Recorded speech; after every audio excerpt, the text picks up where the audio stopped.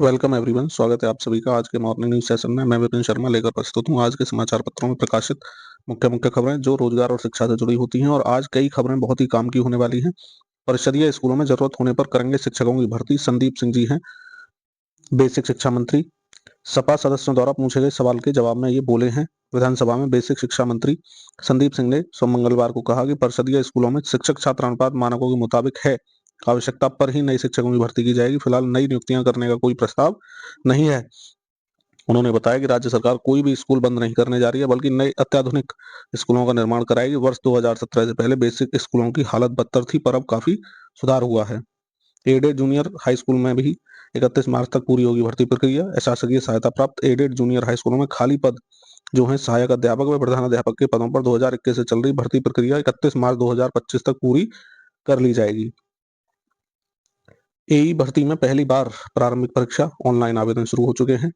आप भी इच्छुक हैं तो जाकर ऑनलाइन आवेदन कर लें। यूपी पीएससी ने सहायक अभियंता के 604 पदों पर भर्ती के लिए जारी किया विज्ञापन। 9 विभागों में सामान्य चयन के 582 व विशेष चयन के 22 पदों पर की जाएगी भर्ती। उत्तर प्रदेश लोक सेवा आयोग ने 9 विभागों में सहायक अभियंता एई के 604 पदों पर भर्ती के लिए मंगलवार को उत्तर प्रदेश सम्मिलित राज्य अभियंत्रण सेवा सामान्य विशेष चयन परीक्षा 2024 का विज्ञापन जारी कर दिया। साथ ही ऑनलाइन आवेदन की प्रक्रिया शुरू हो गई है। एई भर्ती प्रक्रिया में पहली बार प्रारंभिक परीक्षा भी होगी इस बार। उसके बाद मुख्य परीक्षा होने वाली है।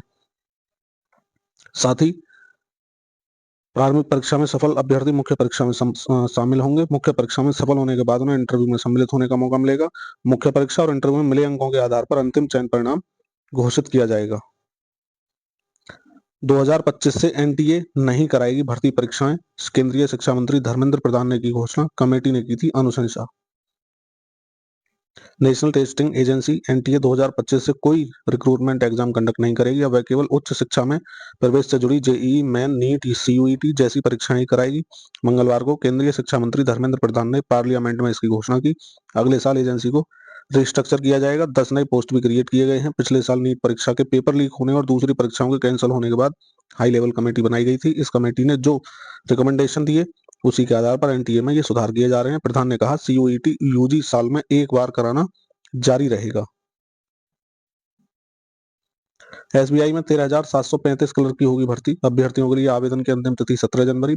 बिहार में एसबीआई क्लर्क के लिए 1,111 रिक्तियां हैं। बैंकिंग प्रतियोगिता परीक्षा की तैयारी करने वाले अभ्यर्थियों के लिए अच्छी खबर है। एसबीआई ने लंबे अंतराल के बाद क्लर्क के 13,735 पदों के लिए आवेदन आमंत्रित किया है। इसमें बिहार के लिए 1,111 रिक्तियां, वहीं अलग अलग राज्यों के लिए अलग रिक्तियां हैं।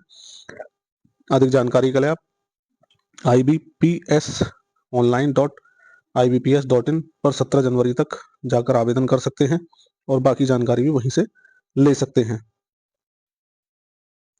बाई नाउ पे लेटर से नहीं हो रही सेविंग्स, युवा पीढ़ी के लिए चेतावनी। बैंक भी अपना दृष्टिकोण बदलें। आरबीआई के डिप्टी गवर्नर ने मालदीव में हुए कॉन्फ्रेंस में दी चेतावनी। लोन तक पहुंच आसान तो स्ट्रेस भी बढ़ने का खतरा है। पात्रा ने डोमेस्टिक लेवल पर लोन बढ़ने के लिए जो रिस्क है उसके बारे में चेतावनी देते हुए कहा कर्ज तक आसान पहुंच आम लोगों को फाइनेंशियल स्ट्रेस दे सकती है। घर परिवारों में इसकी वजह से तनाव भी बढ़ रहा है। बाय नाउ पे लेटर, बीएनपीएल जैसी स्कीम्स और क्रेडिट कार्ड खर्च से युवा सेविंग्स नहीं कर पा रहे हैं। आरबीआई के deputy governor Michael Devvrat Patra ने मालदीव की राजधानी माले में मालदीव मॉनिटरी अथॉरिटी के रिसर्च कॉन्फ्रेंस में ये बातें कही। कहा कि टेक्नोलॉजी बढ़ने से कंज्यूमर का व्यवहार भी बदल रहा है। इसके कारण हमारी ट्रेडिशनल इकोनॉमी पॉलिसीज के प्रभाव पर असर पड़ रहा है। अगले वर्ष शनिवार रविवार को ही 1/4 से ज्यादा अवकाश है। बुमराह आकाश की अंतिम जोड़ी ने बचाया फॉलोअन राहुल जडेजा के जुझारू अर्धशतक। गावा टेस्ट की बात हो रही है। 213 रन पर 9 विकेट गिरने के बाद जसप्रीत आकाश ने निभाई 39 रन की अटूट साझेदारी। कपिल के फॉलोअन बचाने की याद इससे ताजा हो गई है। बताते चलें केएल राहुल 84, रविंद्र जडेजा 77 के जुझारू अर्धशतक के बाद भारत ने 213 रन पर 9 विकेट खो दिए थे। फॉलोअन का खतरा मंडरा रहा था। फॉलोअन से बचने के लिए भारत को 246 रन की जरूरत थी। जसप्रीत बुमराह और आकाशदीप के रूप में अंतिम भारतीय जोड़ी विकेट पर थी। कमिंस स्टार की जोड़ी के आगे फॉलोअन बचाना मुश्किल सा लग रहा था। ऑस्ट्रेलियाई रणनीति भी यही थी कि फॉलोअन के जरिए भारत को दोबारा बल्लेबाजी कराकर टेस्ट पर शिकंजा कसा जाए, लेकिन नंबर 10 बुमराह और नंबर 11 बल्लेबाज आकाशदीप ने ऐसा नहीं होने दिया। दोनों ने 39 रन की अटूट साझेदारी कर फॉलोअन बचा लिया। आकाशदीप ने 31 गेंद में 27 रन बनाए। बुधवार को खेल का अंतिम दिन है और भारत ने 9 विकेट पर 252 रन बनाए हैं और अभी भी 193 रन से पीछे है। समाज कल्याण विभाग फिर शुरू करेगा व्यक्तिगत शादी अनुदान योजना। अनुपूरक बजट में सामान्य व अनुसूचित जाति के लिए 30 करोड़ रुपए जारी हो चुके हैं। इसमें शादी के लिए क्या मिलता है? व्यक्तिगत शादी अनुदान योजना के तहत सामान्य व अनुसूचित जाति के गरीब परिवारों की बेटियों की शादी के लिए एक मुश्त 20,000 रुपए की मदद दी जाती है। योजना में सामान्य वर्ग के लिए 10 करोड़ और अनुसूचित जाति के लिए 20 करोड़ रुपए मिल चुके हैं।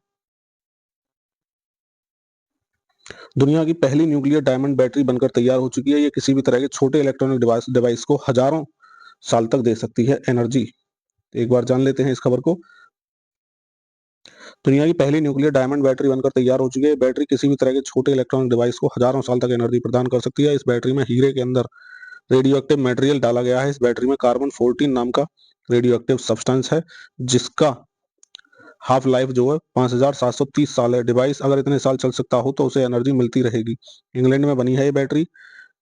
क्या है? इंग्लैंड की ब्रिस्टल यूनिवर्सिटी के साइंटिस्ट ने न्यूक्लियर डायमंड बैटरी बनाई है। रेडियो एक्टिव मटेरियल और हीरा मिलाकर बिजली पैदा करते हैं। इस बैटरी को चलाने के लिए किसी भी तरह के मशीन की भी जरूरत नहीं है।